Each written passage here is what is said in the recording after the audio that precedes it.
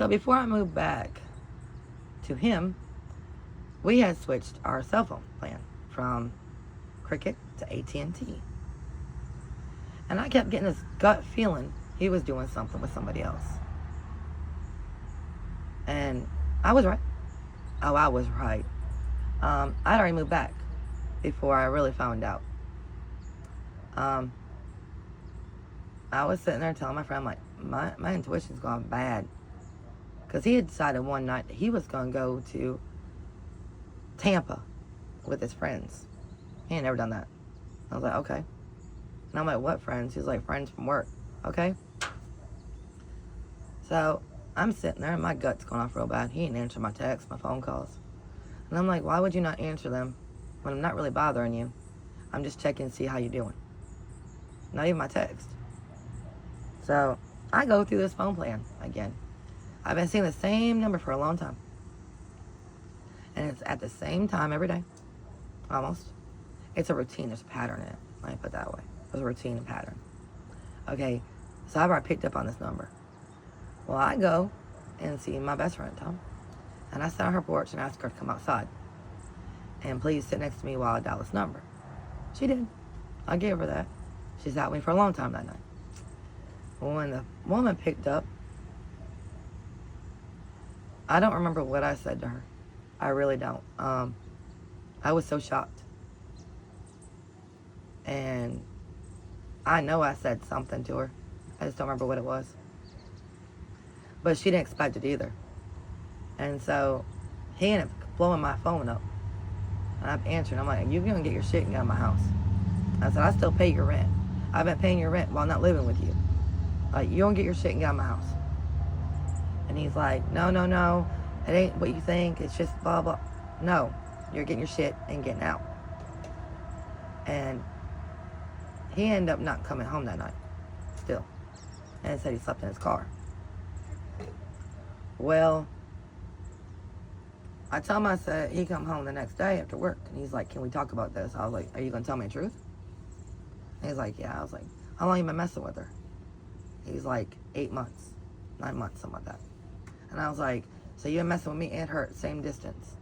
You call me and tell me how you got an STD while I'm legit at the hospital. At the hospital. For uterus bleeding that I'm not supposed to have.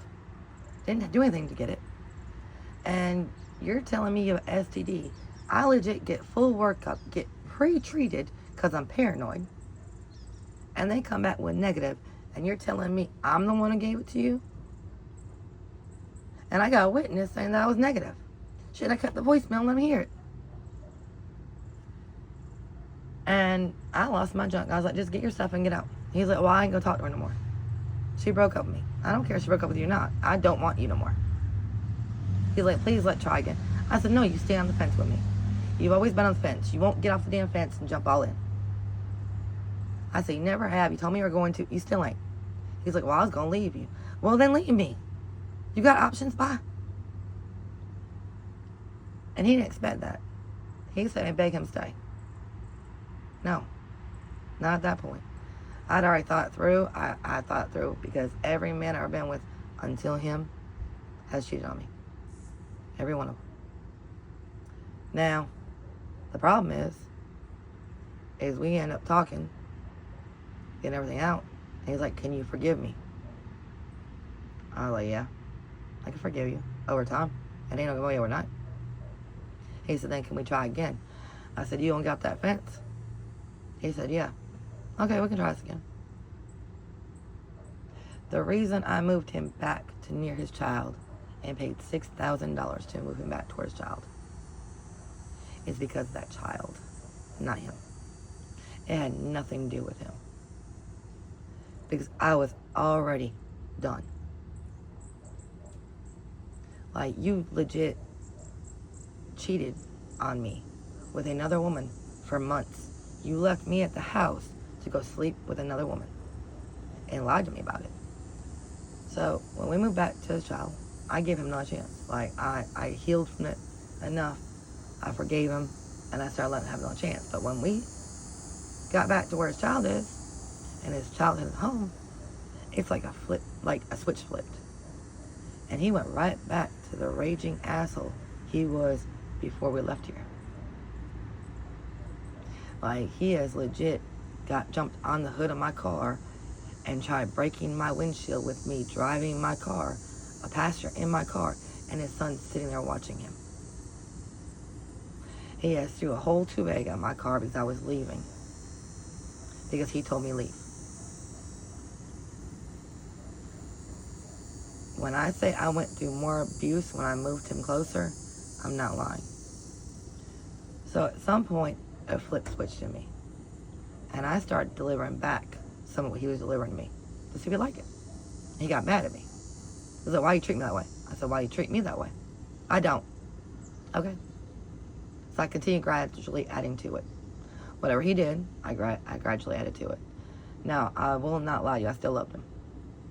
And when he would get off work, I would miss him all day when he's at work. I ain't gonna lie.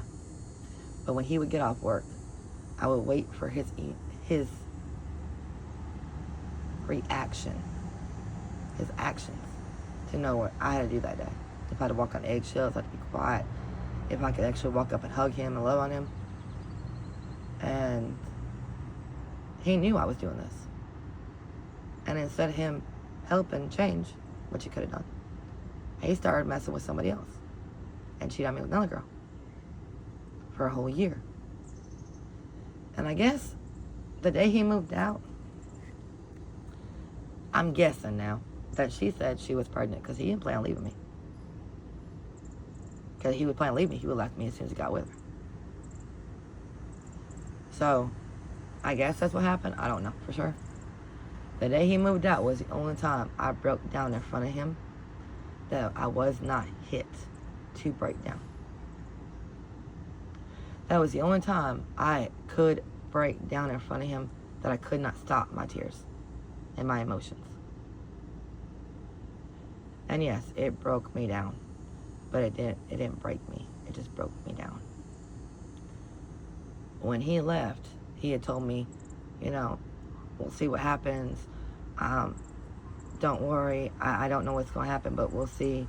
And, stay good. Don't be messing with blah, blah, blah. And stuff like that to keep me on the lure.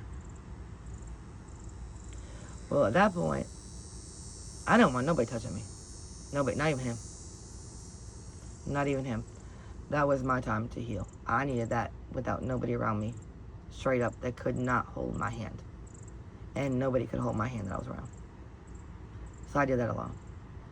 But God, universe, yeah. He held my hand. And when I say healing hurts, that is one of the hardest things I ever did. Because even with my kids leaving and me sleeping, I was able to sleep. Healing, I wasn't able to sleep. I wasn't able to pretend everything was okay when I was asleep. I wasn't able to escape to sleep, to get away from my life. Because my dreams were just as bad as the visions when I was going through that day. And I'd break down everywhere, just nobody knew it. As long as I was alone, I'd break down. My claustrophobia came back stronger than ever. Oh, Lord. And I still did my job. I still went to work for his ex-wife's mother every day for over a year.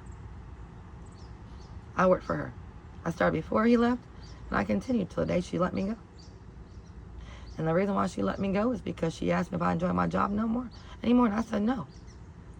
But if you had seen the way she treated me, you wouldn't have enjoyed your job no more either. She didn't sit there and appreciate me. She didn't validate me. She didn't do none of that. She did everybody else but me. It's like all of a sudden I was trash. So she wanted me gone. Well, I disappeared. And I ain't tried to go back. I loved my job. Loved it. Still love clean houses. I don't know why.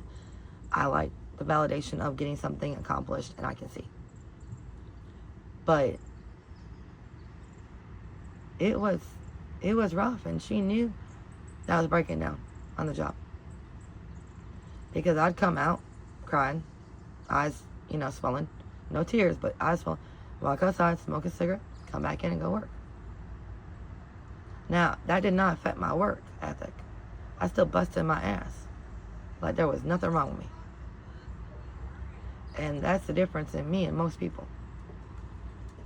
Is most people, when they heal, they can't have nobody around. Like they can't handle going to work and doing their job. Because they don't have the motivation to get out of that bed and go work. Now, don't get me wrong. I pulled myself out of that bed every day. I didn't have it either. But I knew who else was going to take care of me. I ain't got no safety net. I ain't got him. Now, I had access to his money for almost a whole year. The whole time he was gone, and until she fired, I had access to his money.